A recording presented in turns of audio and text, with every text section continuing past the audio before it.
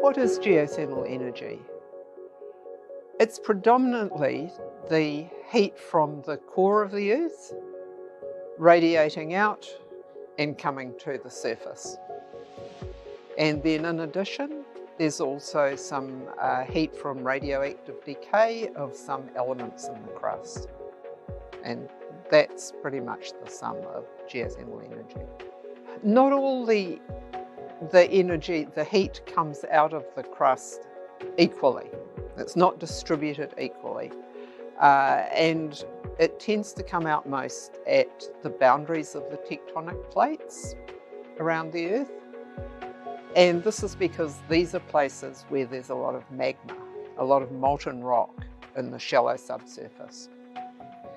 And so Iceland, of course, is at a rift zone where the tectonic plates are coming apart and new crust is being created, involving lots of volcanic activity as well. And so at this point, you have a lot of heat energy. New Zealand is also on a tectonic plate boundary, but it's different. It's where one plate, the Pacific plate, is subducting under the Australasian plate. And in this case, you get a lot of melting of the crust as it goes down, and then you get a lot of magma generated, and also you get a lot of heat coming to the surface. What sort of geothermal resources do we get in a place like Romania?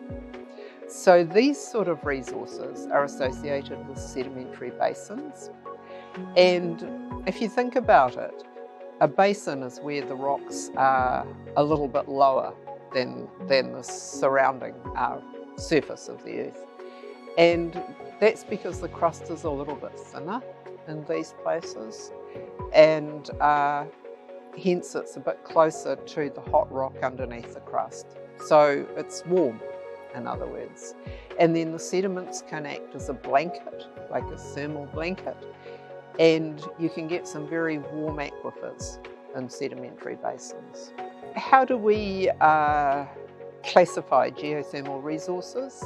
Well, first, it's easiest to categorise them by temperature, because this is something, it's a very simple concept that we understand, and it relates to the way we use the resource. So the hotter resources that are associated with volcanic terrains and plate boundaries, we will use for electricity generation. And when we're looking more at sedimentary basin resources, we tend to be looking at a slightly lower temperature. Sometimes they're hotter, but often they're quite a bit lower. And we can still use these resources for generating electricity, but we can also use those often, if they're not hot enough to generate electricity, we can use them for the heat directly. And that's a very efficient way to use geothermal heat. So what way can we use geothermal heat? Well, there's really many, many ways. Anywhere where you want something heated up or kept warm, then you can use geothermal heat if it's available.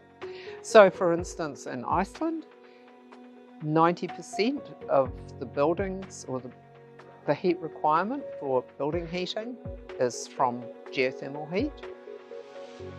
You can also use it for heating greenhouses, and especially if you've got a cold climate, again like in Iceland or in cold mountainous regions, you can use geothermal heat to give you fresh vegetables year round, for instance. Other ways are anything involving drying. If it's agricultural drying, like agricultural feed, you can use it to provide the heat for algae growing, which can be used for feedstock. You can use it for aquaculture, or anything really. You can use it, for instance, to produce salt from seawater. Valuable resources that come from the geothermal production process. Geothermal fluid also contains a lot of dissolved salts. For instance, lithium can be extracted, and lithium, of course, is becoming increasingly desirable or valuable for batteries. So that's definitely a resource that you can extract from geothermal fluid. Also silica, and you can use that in sort of construction related projects, or you can extract a very high grade silica and make sure it's very pure, and that can be used in cosmetic products, for instance. Carbon dioxide is often a component in geothermal fluid, and that can be used, for instance, in industry for carbonated drinks. It can be used for greenhouses, and it could also be used to produce like methanol, to be used as fuel.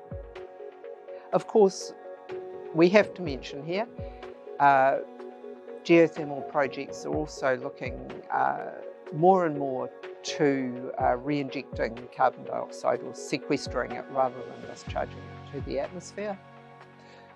So there's a big project called CarbFix in Iceland, which is doing just that on an industrial scale. The CO2 emissions from geothermal power plants vary around the world. Some geothermal power plants produce very little CO2. It depends on the resource. So some resources are just not very gassy naturally. And others can be moderately gassy, but they're still far, far below fossil fuel plants. And there's a few that actually do have high CO2 emissions, about the same as a gas plant, which is generally systems that are in carbonate terrains. And in this case, you definitely need to mitigate the CO2, usually by re-injection. So how does geothermal differ from other renewable energies? Well, if you look at wind and solar, which are becoming really common now, these tend to be intermittent. And hydro doesn't have to be intermittent, although you can turn it on and off. But hydro is susceptible to drought events, so it's somewhat susceptible to climate change. Geothermal is more of a baseload technology, like you can turn it on and leave it on. And so in the past, it's been used as baseload energy. There is some thought now about using it in an intermittent sense, but this isn't so common.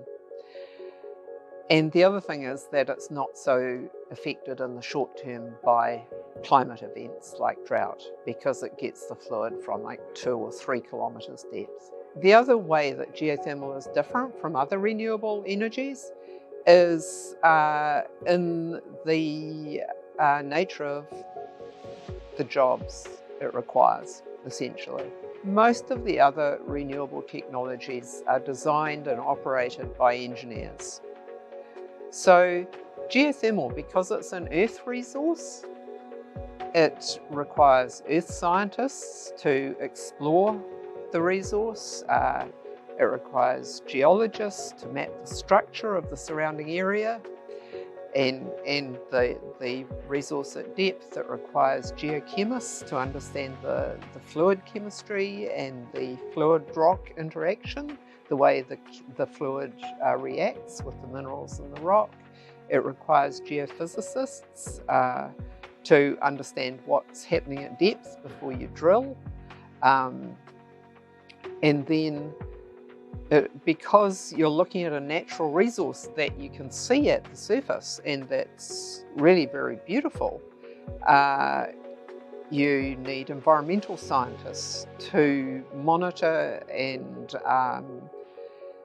understand the way that this resource essentially interacts with the surface.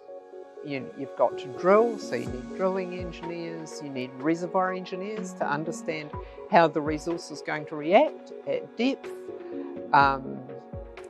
You also need continued involvement actually of environmental scientists, because as you use the resource you might see the effects of that at the surface.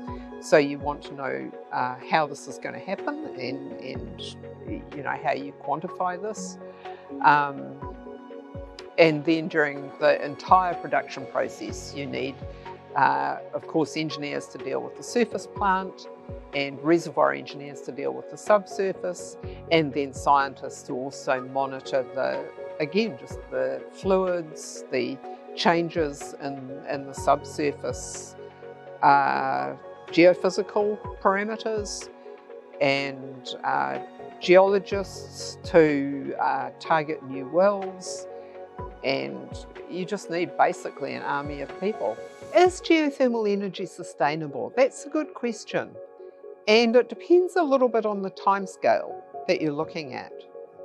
So, especially if we're using geothermal fluids for electricity generation, usually you are taking more energy out of the system than is naturally coming into it.